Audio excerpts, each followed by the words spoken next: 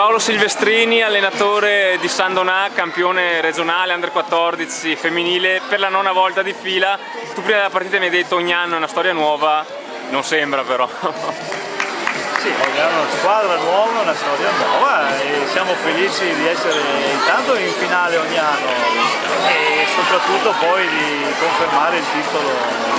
È sempre più faticoso ogni anno perché le squadre, gli avversari si fanno sempre più agguerriti ed è un esempio anche la squadra di Torre di Quartendolo quest'anno, ben allenata, un bravo allenatore, una bella squadra, tecnicamente buoni e niente, è andata bene. Che partita è stata la finale? È stata piena di tensione all'inizio per tutte e due le squadre, quindi anche molti errori che di solito non si fanno. Sono state due squadre molto brave in fase di battuta e quindi la ricezione poi ha dato un peso notevole anche al resto del gioco. E noi siamo stati forse un pochino più bravi a dar continuità a quello che facevamo, tutto qua.